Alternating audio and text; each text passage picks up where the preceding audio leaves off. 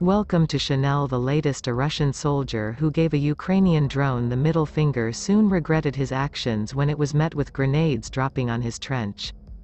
Video footage shared on social media shows the moment the unmanned surveillance and reconnaissance aerial drone spots a Russian position in a wooded area of the battlefield.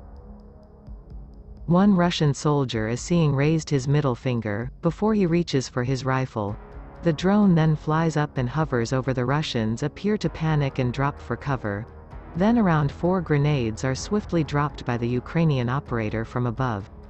Some say it may have destroyed a Soviet-era Concours wire-guided anti-tank missile. Meanwhile, Ukraine has named the unarmed prisoner of war who was shot dead by Russian soldiers. Timofey Shadora is seen in video footage in Ukrainian combat and appears to be gunned down in cold blood after saying, "Glory to Ukraine." The assailants are heard saying, "You're a bitch. Die, bitch." In Ukraine's eastern city of Bakhmut, Russian forces have suffered significant losses. In the past 24 hours, the Ukrainian military said nearly 4,000 civilians remain inside the battered eastern Ukrainian city of Bakhmut, the country's Vice Prime Minister Irina Vereshchuk said on Tuesday.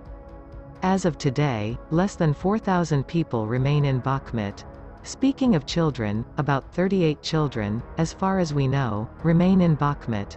More than 70,000 people lived in Bakhmut, that is, 95% were evacuated.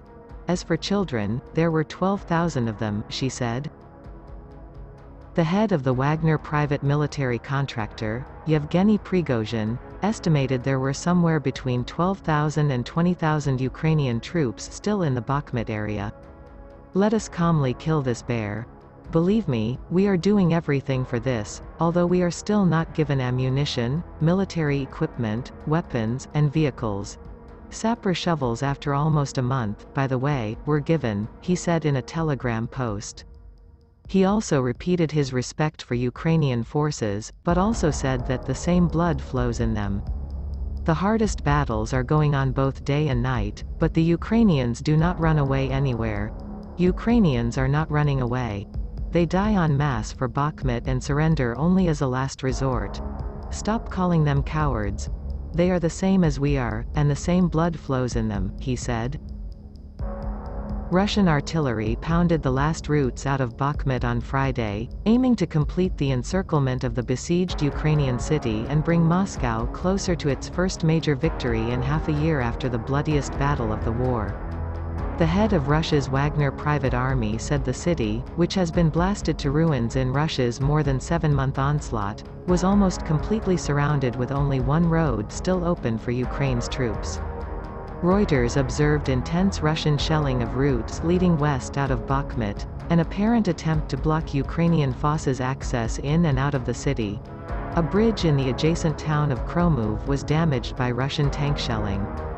Ukrainian soldiers were working to repair damaged roads and more troops were heading toward the front line in a sign that Ukraine was not yet ready to give up the city. To the west, Ukrainians were digging new trenches for defensive positions. Russia's RIA state news agency released a video showing what it said were Wagner fighters walking by a damaged industrial facility. One fighter is heard saying Ukraine's army is destroying infrastructure in settlements near Bakhmut to prevent the Russian encirclement. The commander of Ukraine's ground forces, Alexander Syrsky, visited Bakhmut on Friday for briefings with local commanders on how to boost the defense capacity of frontline forces. Denis Yaroslavsky, commander of a Ukrainian army unit at Bakhmut, told Espresso TV that parts of some units had been ordered to rotate to more secured positions, describing the situation since the morning as a slaughterhouse on both sides. A Russian victory in Bakhmut, with a pre-war population of about 70,000, would give it the first major prize in a costly winter offensive, after it called up hundreds of thousands of reservists last year,